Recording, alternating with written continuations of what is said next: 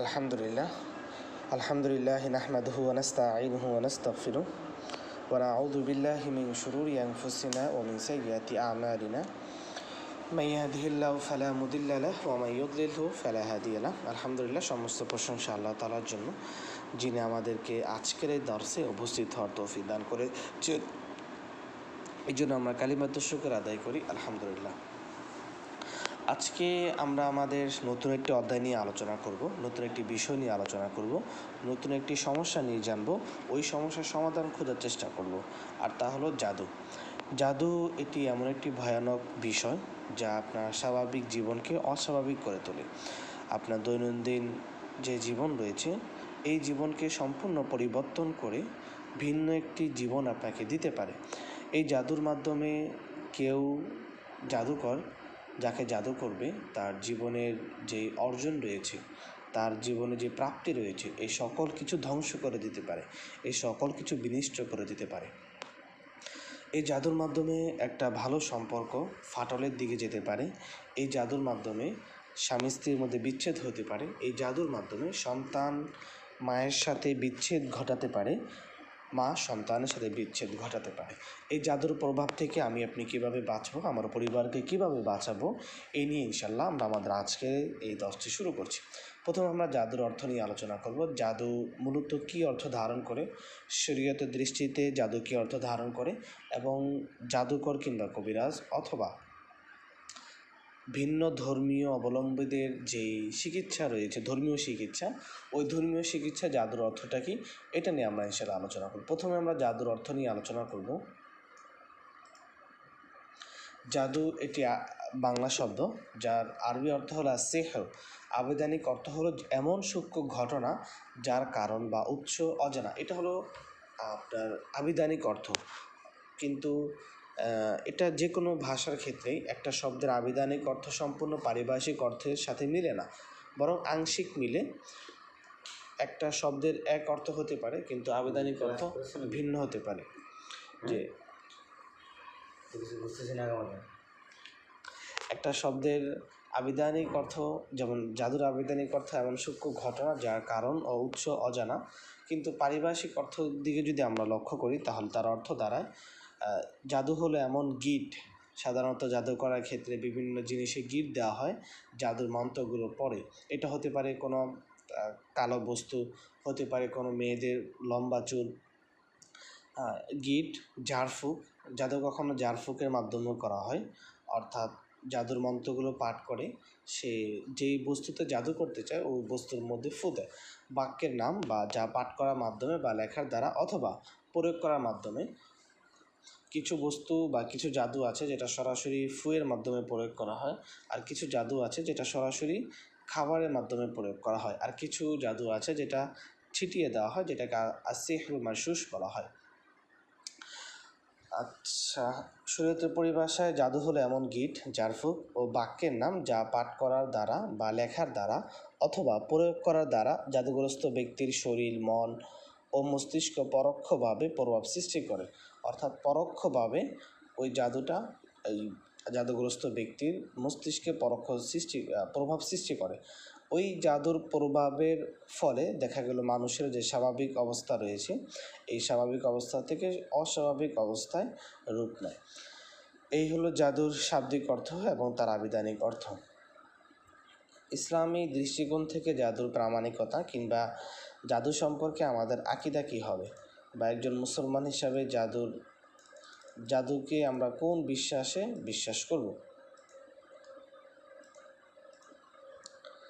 আল্লাহ তাআলা জাদু নিয়ে একাধিক আয়াতে বলেছেন। এর মধ্যে রাকিগণের কাছে সবচেয়ে প্রসিদ্ধ যে আয়াতটি রয়েছে সেটা হলো সুলাইমান আলাইহিসসালামের রাজত্বকালীন, বা সুলাইমান আলাইহিসসালামের যে রাজত্ব রয়েছে, এই রাজত্বর সময় শয়তানরা সুলাইমান আলাইহিসসালামের সংস্পর্শে এসে বা ওই সুলাইমান আলাইহিসসালামের আশেপাশে থেকে কুফরি বিদ্যা করত, এবং তারা এই মানুষকে শেখাতো। শয়তানরা সুলাইমান নিজেরা জাদুবিদ্যা শিখে মানুষকে শেখাতো, এবং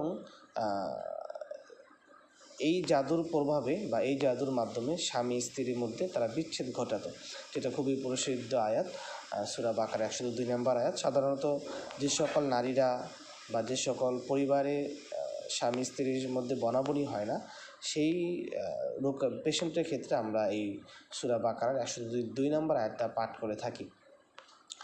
আমরা অনুবাদ পড়ছি আর তার অনুসরণ করছে, যা শয়তানরা সুলাইমানের রাজত্ব সময় পাঠ করত, আর সুলাইমান কুফরি করেনি, বরং শয়তানরা কুফরি করত। সুলাইমান আলাইহিসসালাম শয়তানকে সঠিক শিক্ষা দিত, কিন্তু শয়তানরা তার ভিন্ন প্রয়োগ করত। তারা মানুষকে জাদু শেখাতো এবং তারা অনুসরণ করেছে যা যা নাজিল করা হয়েছিল বাবিলের 2 ফেরেশতা হারুত ও মারুতের উপর। আর তারা কাউকে শেখাতো না, যে পর্যন্ত না বলতো যে আমরা তো পরীক্ষা কেননা তোমরা কুফরি করো না। আচ্ছা, আপনারা একটু আয়াতগুলো পাঠ করে নেবেন। এছাড়াও আল্লাহ তাআলা সূরা ইউনূসের ৭৭ নম্বর আয়াতে মূসা আলাইহিসসালাম যে জাদুকরকে হারিয়েছেন মূসার অলৌকিকতার মাধ্যমে, সে সম্পর্কে বলেছেন। অর্থাৎ আমরা এই দুটি আয়াত, সূরা বাকারার 102 নম্বর আয়াত, সূরা ইউনূসের ৭৭ নম্বর আয়াত এবং সূরা ইউনূসের 81 নম্বর আয়াত, সূরা আরাফের 117 নম্বর থেকে 122 নম্বর আয়াত, এই আয়াতগুলো থেকে আমরা জাদুর প্রামাণিকতা পাই, যে জাদু এটা শরীয়তে স্বীকৃত একটি বিষয়। আল্লাহ তাআলা স্বয়ং কোরআনে একাধিক আয়াতে একাধিক নবীর মাধ্যমে জাদুর বিষয়টা প্রমাণিত করেছেন। আমরা জাদুর প্রামাণিকতা হাদিস থেকে দেখার চেষ্টা করি, যাতে করে আমাদের বিশ্বাসটা একটু গভীর হয়। নবী করিম সাল্লাল্লাহু আলাইহি ওয়াসাল্লাম সাহাবায়ে কেরামদেরকে উপদেশ দিয়েছেন, যেটা আবু হুরায়রা রাদিয়াল্লাহু তাআলা আনহু বর্ণনা করেছেন, যে তোমরা 7টি ধ্বংসকারী বিষয় থেকে বিরত থাকবে। 1 নম্বর হলো আল্লাহর সাথে শিরক করা, 2 নম্বর হলো জাদু করা। এই 2 নম্বর যে বিষয়টি রয়েছে জাদু করা, এখান থেকে আমরা জাদুর প্রামাণিকতা পাই, যে জাদুর প্রামাণিকতা যেমন হাদিসে কোরআনে রয়েছে, ঠিক তেমনইভাবে হাদিসেও রয়েছে। এছাড়াও ইবনে আব্বাস রাদিয়াল্লাহু তাআলা আনহু থেকে বর্ণিত, নবী করিম সাল্লাল্লাহু আলাইহি ওয়াসাল্লাম বলেছেন যে ব্যক্তি জ্যোতির্বিদ্যা শিক্ষা করলো সেই জন্য জাদুবিদ্যায় অংশ শিখলো। বর্তমানে যেই জ্যোতির্বিদ্যা রয়েছে বা গ্যালাক্সি কেন্দ্রিক যেই নলেজটা রয়েছে, এটা আপনার জাদুবিদ্যার অন্তর্ভুক্ত নয়। কারণ তৎকালীন যুগে এই জাদুকররা জ্যোতির্বিদ্যার ছল ছাতুরি দিয়ে জাদুটা করতো বা মানুষকে ভেলকে দিত। এছাড়াও আমরা আবু মুসা রাদিয়াল্লাহু তাআলা আনহু থেকে একটি হাদিস বর্ণিত হয়েছে। রাসূল সাল্লাল্লাহু আলাইহি ওয়াসাল্লাম বলেছেন, মদ্যপানে অভ্যস্ত, জাদুটনায় বিশ্বাসী এবং আত্মীয়তা সম্পর্ক ছিন্নকারী সে কখনো জান্নাতে প্রবেশ করবে না। আমরা এই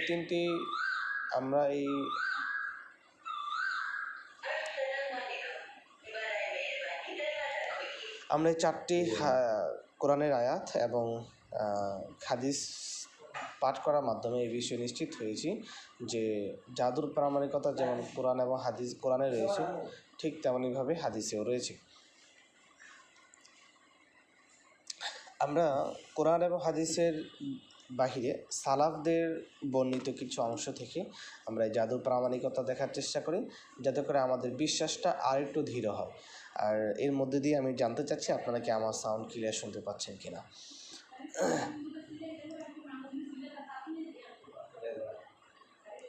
আচ্ছা, সালাফদের বাণী থেকে আমরা ইমাম কুরতুবী রাহিমাহুল্লাহ, যিনি এই কথা বলেন যে সমস্ত আহলে সুন্নাত ওয়াল জামাত এই বিষয়ে একমত যে জাদু সত্য এবং এর প্রভাব রয়েছে, কিন্তু কিছু মুতাজিলা রয়েছে, তারা অস্বীকার করে যে এটা শুধুমাত্র চোখের বিভ্রম।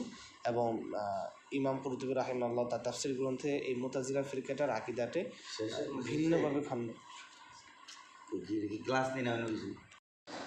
আচ্ছা, আশা করি এখন ক্লিয়ার শুনতে পাচ্ছেন। আমি একটু আনমিউট ছিলাম, এর জন্য আন্তরিকভাবে দুঃখিত। আমরা যেখানটায় ছিলাম, আমরা সালাফদের বাণী থেকে ইমাম কুরতুবী রাহিমাহুল্লাহর একটি বাণী আমরা উল্লেখ করেছি। তিনি বলেছেন যে আহলুস সুন্নাহ ওয়াল জামাতের যে সকল ওলামায়ে কেরাম বা ইসলামিক স্কলাররা রয়েছেন, তারা এই বিষয়ে একমত যে জাদু সত্য এবং তার প্রভাব রয়েছে, কিন্তু কিছু যারা মুতাজিলা আকীদায় বিশ্বাস করে, তারা মনে করে যে জাদু শুধুমাত্র চোখের ভ্রম, এইটার সত্যতা বা এর প্রভাব বলতে কিছু নেই। তো ইমাম কুরতুবী রাহিমাহুল্লাহ তার তাফসীর গ্রন্থে এই মুতাজিলা ফিরকাটার আকীদাকে খণ্ডন করেছেন। দ্বিতীয়ত ইবনে কুদামা রাহিমাহুল্লাহ বলেছেন যে জাদুর দ্বারা মানুষকে হত্যাও করা যায়।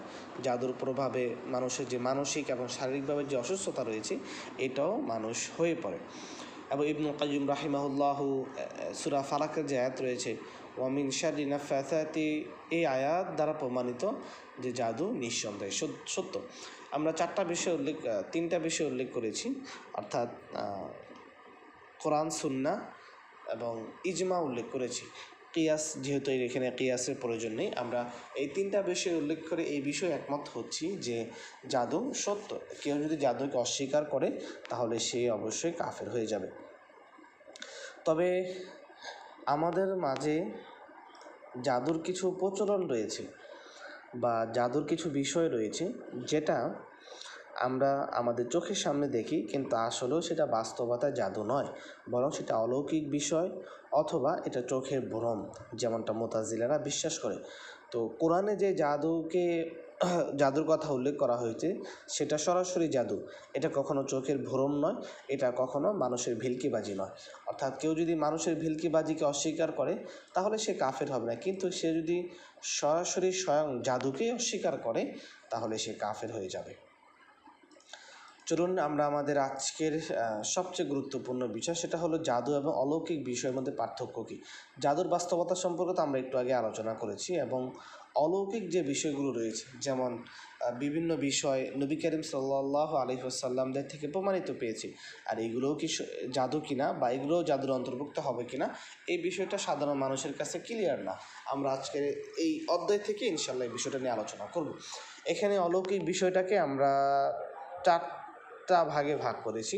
প্রথম হলো ইরহাস হলো নবী করিম সাল্লাল্লাহু আলাইহি ওয়াসাল্লামরা বা নবীগণ নবুয়ত প্রাপ্তির পূর্বে যে সকল অলৌকিক বিষয়ের ক্ষমতা আল্লাহ তাআলা দিয়েছেন এগুলোকে ইরহাস বলে বা ইরহাসাত বলে। যেমন সুলাইমান আলাইহিসসালাম ঈসা আলাইহিসসালাম পিতা ছাড়াই পৃথিবীতে আগমন করা, মুসা আলাইহিসসালাম মা ছাড়া অন্য কারা দুধ পান না করা, এবং নবী করিম সাল্লাল্লাহু আলাইহি ওয়াসাল্লাম মের বদৌলতে হালিমা সাদিয়ার যেই স্তন রয়েছে এটা পূর্ণ হয়ে যাওয়া।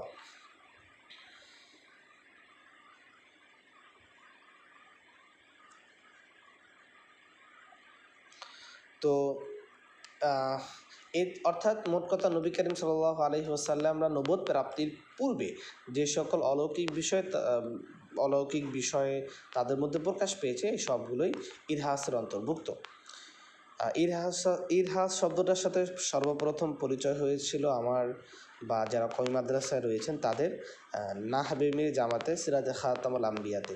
আর আমাদের আন্নাজে একাডেমি থেকে যে সিরাত কোর্সটা হয় এই সিরাত কোর্সের পাঠ্যপুস্তক হিসেবে আমরা সিরাতে খাতামুল আম্বিয়াকে নির্বাচন করেছি, এবং আলহামদুলিল্লাহ আমাদের একটি ব্যাচ শেষ হয়ে গিয়েছে। আচ্ছা, আমরা যেখানটা ছিলাম, তারপরে মোজেজা হলো নবুয়ত প্রাপ্তির পর কোনো নবী রাসূল মধ্যে থেকে আল্লাহ তাআলা যে সকল মোজেজা দিয়ে থাকেন এগুলোই মোজেজার অন্তর্ভুক্ত। কখনোই জাদু হবে না, যদিও দেখতে গেলে জাদুর মতো হতে পারে, কিন্তু আসলে এটা জাদু না। যেমন মুসা আলাইহিসসালামের তার লাঠির কথা আমরা সবাই জানি, যেটা কোরআনে উল্লেখ রয়েছে, 9 পারাতে উল্লেখ রয়েছে। ঈসা আলাইহিসসালামের অন্যতম মোজেজা ছিল পাখি তৈরি করা, অন্ধ এবং কুষ্ঠরোগীকে আল্লাহর সাহায্যে আরোগ্য করা। কারণ তৎকালীন যুগে চিকিৎসাবিদ্যার খুব প্রচলন ছিল এবং মুসা আলাইহিসসালামের যুগে জাদুবিদ্যার খুব প্রচলন ছিল। আমাদের নবীর মোজেজা হলো চাঁদ দ্বিখণ্ডিত করা, আঙ্গুল থেকে পানি নির্গত হওয়া, এবং রসুলের সবচেয়ে বড় মোজেজা হলো আর কোরআন। কারামাত হলো নবী এবং রাসূল ছাড়া যে সকল সাধারণ মানুষরা রয়েছেন, যেমন আপনার সাহাবায়ে কেরাম রয়েছেন, বুজুর্গানে কেরাম রয়েছেন এবং ওলামায়ে কেরামরা রয়েছেন যাদের ইবাদত খুব ভালো, তাদের থেকে যে সকল অলৌকিক বিষয় প্রকাশ পায় এগুলোই কারামাতের অন্তর্ভুক্ত। বিভিন্ন পীর সাহেবদের বিভিন্ন কারামাত রয়েছেন, তবে দেখতে হবে পীরকে যাচাই করতে হবে সে কোন লেভেলের পীর। তার কার্যক্রম দেখতে হবে, তার মুরিদদারের বা তার যেই পীরের খানকা রয়েছে এই পীরের খানকার কার্যক্রমের উপর দিকে লক্ষ্য করে আপনাকে পীরের উপর হুকুম প্রয়োগ করতে হবে। শরীয়তের প্রতিটা বিধানই এমন যে একটা পীরের কর্মকাণ্ড খারাপ দেখে আপনি অন্য পীরকে খারাপ বলতে পারেন না। তবে হ্যাঁ, যদি সকল পীরের গঠন প্রণালী এক হয় তাহলে সেটা ভিন্ন বিষয়। আচ্ছা, আমরা যেখানটায় ছিলাম কারামাত হলো আল্লাহ তাআলা তার নির্বাচিত বা তার প্রিয় ব্যক্তিদের থেকে যে সকল অলৌকিক বিষয় বা কর্মকাণ্ড ঘটান, এগুলোই কারামাতের অন্তর্ভুক্ত। যেমন আসহাবে কাহাফের কারামাত হলো তারা অনেক বছর ধরে ঘুমন্ত অবস্থায় থাকার পরে জাগ্রত হয়েছে। আবু বকর রাদিয়াল্লাহু তাআলা আনহু-এর কারামাত হলো খাবার বৃদ্ধি পাওয়া। ওমর রাদিয়াল্লাহু তাআলা আনহুর কারামাত হলো কয়েক মাইল দূর থেকে পারস্যে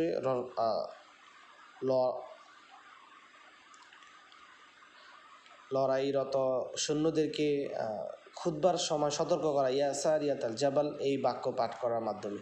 তো পীর সাহেবদের থেকে বা গ্রহণযোগ্য ব্যক্তিদের থেকে, ইসলামিক গ্রহণযোগ্য ব্যক্তিদের থেকে, যারা আল্লাহ তাআলার কাছে গ্রহণযোগ্য এমন ব্যক্তিদের থেকে যে সকল অলৌকিক বিষয় প্রকাশ পায়, এগুলোই মূলত কারামাতের অন্তর্ভুক্ত। 4 নাম্বার জাদু। জাদু হলো জাদুকর বা শয়তানের মধ্যে এই সমঝোতা হওয়া যে শয়তানের সহযোগিতা ও অনুগত্যের ভিত্তিতে জাদুকর বিভিন্ন হারাম ও শিরকি কর্মকাণ্ডে করবে। আজকের এই টপিকটা খুবই গুরুত্বপূর্ণ।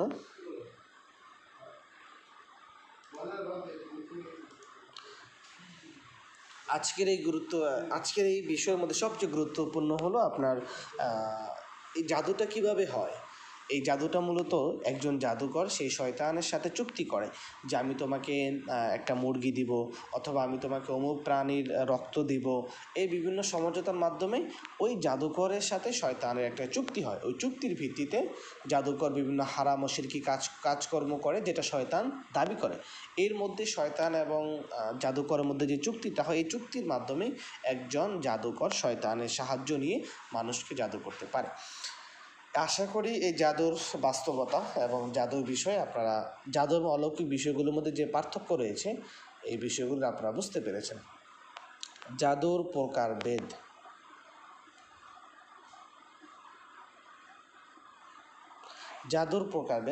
জাদুর প্রকারভেদগুলো আপনাদেরকে বুঝতে হবে। আমরা যেই সর্বশেষ 4 নম্বর যে পয়েন্টটা আলোচনা করেছিলাম, জাদু এবং অলৌকিক বিষয়ের মধ্যে পার্থক্য, সেখানে জাদুটা রয়েছে। এই জাদুটাকে আমরা আবার কয়েক ভাগে ভাগ করব, যাতে করে আপনাদের সহজেই বোঝা হয়ে যায়। আচ্ছা, প্রথমে আমরা জাদুর প্রকারভেদ নিয়ে বিভিন্ন ওলামায়ে কেরাম, যেমন ফখরুদ্দিন রাজি রাহিমাহুল্লাহ জাদুকে 8 প্রকার বলেছেন। রাগিব আসফাহানি রাহিমাহুল্লাহ তিনি জাদুকে 4 প্রকার বলেছেন। তবে এইগুলো ছিল সবগুলো আপনার শাব্দিক অর্থের উপর ভিত্তি করে।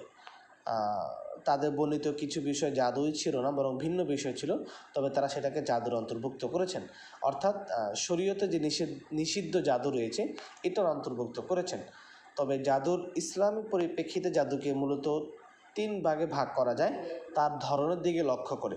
প্রথম হলো আসিহরুল হাকিকি, এটাই প্রকৃত জাদু, যেটা শয়তান জাদুকরের মধ্যে চুক্তিটা হয়, বা একজন জাদুকর শয়তানের সাহায্য নিয়ে মানুষকে জাদু করে, বিভিন্ন গীত দিয়ে মন্ত্র পাঠ করে ফু দেয়। 2 নম্বর হলো আসিহরুত তাখয়িলি, যেটা বিভ্রমমূলক জাদু। এটা কোনো মানুষকে ক্ষতি করার জন্য হয় না, বরং একটা ভেলকি দেখানো হয় মানুষের সামনে, মানুষের দৃষ্টিতে বিভ্রম করার সৃষ্টি করা হয়, এবং মানুষের শ্রবণ শক্তিকে ধোঁকা দেওয়া হয়। যেমন লাঠিকে অজগর হিসাবে দেখা, এমন হয় যে আপনার এটা মূলত লাঠির মধ্যে অজগর সাপটা ছিল, তো যখন লাঠিটা একটু টান দিয়েছে তখন সেটা অজগর সাপ হয়ে গিয়েছে, বা অজগর সাপ লাঠি থেকে বের হয়ে গেছে। অথবা কোনো স্থির বস্তুকে চলমান হতে দেওয়া, এটা বাস্তব নয় কিন্তু বিভ্রান্তি তৈরি করে। 3 নম্বর হলো আসিহরুল মাজাজি, যেটা আসল জাদু নয়, বরং সেটা ভেলকি বাজু, যেটা আমরা সাধারণত মিউজিশিয়ানদের থেকে দেখতে পাই, যেখানে যন্ত্র প্রয়োগ করা হয়, রাসায়নিক প্রতিক্রিয়া দেখানো হয়। কিছুদিন আগে আপনারা একটা নিউজ দেখেছিলেন কিনা জানি না, যে জাদুকরের কাছে যখনই সে যায় তখন পটাশিয়াম, চিনি, এই বিষয়গুলো একত্রিত করে সে তার হাতে মাখে। অথচ রাসায়নিক দ্রব্যগুলো যদি পটাশিয়াম, চিনি, আরও বিভিন্ন জিনিস যদি একসাথে মিশ্রণ করে লাগানো হয়, তাহলে এই পটাশিয়ামগুলো থেকে আপনার ধোঁয়া বের হয়। তো যার ফলে মানুষ মনে করে যে হ্যাঁ, সামথিং ইজ রং, বা তার মধ্যে কোনো কিছু রয়েছে। এই যে হাতের কারসাজিটা রয়েছে, এটাই আপনার ভেলকি বা রূপক জাদু হিসেবে, যেটা সাধারণত আধুনিক যে ম্যাজিশিয়ান শো রয়েছে বা ইলিউশন যে শোগুলো রয়েছে এগুলোতে সাধারণত দেখানো হয়।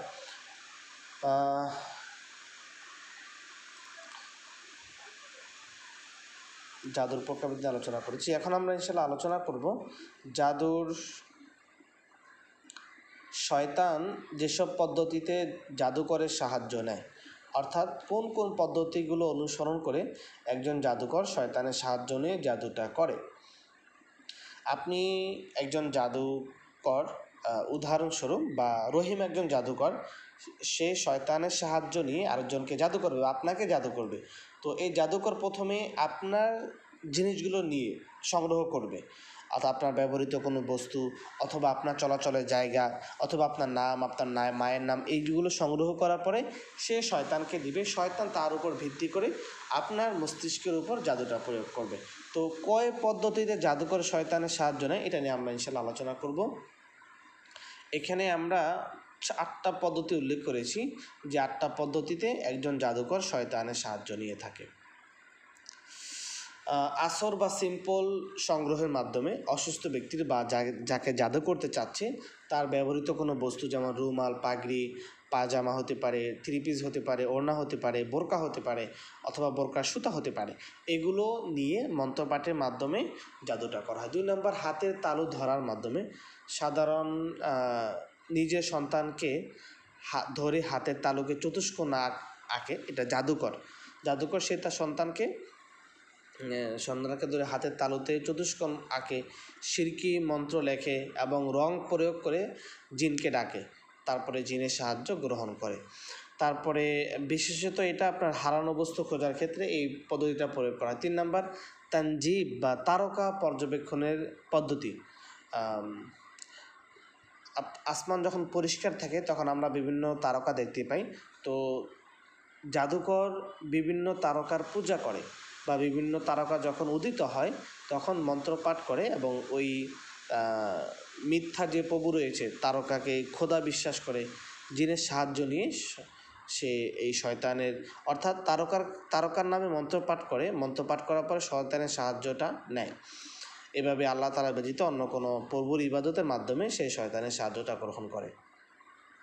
আয়াতকে উল্টা লেখার মাধ্যমে, একটা আয়াত এক পদ্ধতিতে রয়েছে, ভিন্ন পদ্ধতিতে লেখার মাধ্যমে এই জাদুকর আপনার জাদুকরের সাহায্য নিয়ে থাকে। অর্থাৎ কোরআনের আয়াত রয়েছে আলহামদুলিল্লাহি রব্বিল আলামিন, সে ওই আলামিন থেকে শুরু করে ভিন্নভাবে পড়ে, যাতে করে কোরআনের অর্থ এবং তার মর্ম এবং তার তাফসির ভিন্ন হয়ে যায়। যার ফলে দেখা গেল যে আয়াতের ভিন্নতার কারণে এক জায়গায় আল্লাহ তাআলা ইবাদতের কথা বলা আছে, অন্য জায়গায় আল্লাহ তাআলার ইবাদতের করতে হবে না, এমনটা হয়ে যায়। এবং এই মন্ত্রগুলো পাঠ করার মাধ্যমে জাদুকর শয়তানের সাহায্য নিয়ে থাকে। 5 নাম্বার, অপবিত্র পদ্ধতি। কোরআনে কোনো সূরা বা রক্ত, রঙিন পেশাব দিয়ে লিখে শিরকি বাক্য পাঠ করে জিনদেরকে ডাকে, অর্থাৎ যারা আপনার মুশরিক জিন রয়েছে, নাস্তিক জিন রয়েছে তাদেরকে ডাকে এবং তাদের আদেশ দেয় যে এটা করো না। তারপরে 6 নাম্বার, সিফলি বা সবচেয়ে নিকৃষ্ট জাদু, সেটা হলো জাদুকর বাথরুমে প্রবেশ করে কোরআনের আয়াত পাঠ করে তারপর ঘরে এসে মন্ত্র পাঠ করে শয়তানকে নির্দেশ দেয় যে এটা করো না। 8 নাম্বার হলো জবাইয়ের পদ্ধতি। প্রথমে একটা প্রাণীকে আল্লাহ তাআলার নামে জবাই করা হয়। সাধারণত ওই জবাইয়ের যে কালো রক্তগুলো রয়েছে এই রক্তগুলোকে পরিত্যক্ত স্থানে সে ফেলে দিয়ে তারপরে শয়তানকে জাদু করে। সাধারণত এই পদ্ধতিটা আপনার যেই শ্মশান রয়েছে, শ্মশান ঘাট, যেখানে হিন্দুদের পুড়িয়ে মাটি দেওয়া হয়, এই জায়গাগুলোতে সে ফেলে দেয়। 8 নম্বর বা তাজিম বা শপথের পদ্ধতি। এই যে 8 নম্বর যে পদ্ধতিটা রয়েছে এই পদ্ধতিটা আমরা সাধারণত আমাদের বাংলাদেশে বা ভারতবর্ষে খুব বেশি প্রচলন রয়েছে।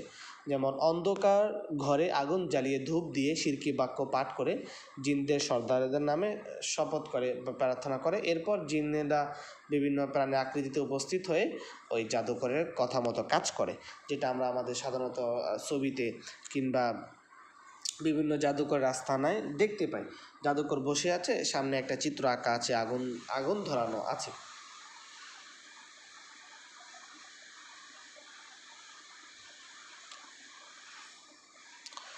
আচ্ছা, এই হলো আপনার আমাদের আজকের দর্শে আলোচনা।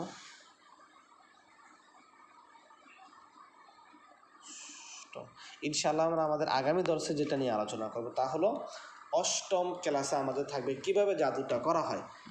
আমরা এতক্ষণ পর্যন্ত যেটা আলোচনা করেছি এটা হলো কিভাবে জাদু করে সাহায্য নেওয়া হয়।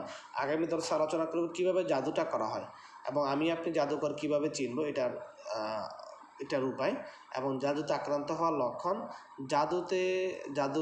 জাদু সেলফ রুকাইয়া, অর্থাৎ আপনি জাদুতে আক্রান্ত হওয়ার পর নিজের সমস্যা কীভাবে সমাধান করবেন এবং জাদু কাটিয়ে উঠতে কিছু পরামর্শ আমরা আপনাকে দিব যে আপনি অথবা আপনার পেশেন্টকে আপনি কীভাবেই সহজেই এই জাদুর হাত থেকে রক্ষা করতে পারেন এবং তাকে সহজেই সমাধান দিতে পারেন। এই হলো আমাদের আজকের দর্শের যে সামারিটা, তা হলো আজকের দর্শে আমরা যে বিষয়টা নিয়ে আলোচনা করেছি তা হলো জাদুর নতুন একটি অধ্যায় শুরু হয়েছে, জন্য জাদুর অর্থ নিয়ে আমরা আলোচনা করেছি, শাব্দিক অর্থ এবং পারিভাষিক অর্থ নিয়ে আলোচনা করেছি, জাদুর প্রামাণিকতা এবং ইসলামী আকীদা কী হবে এটা নিয়ে আলোচনা করেছি এবং বিভিন্ন ইসলামিক স্কলারদের মত আমরা এখানে উল্লেখ করেছি।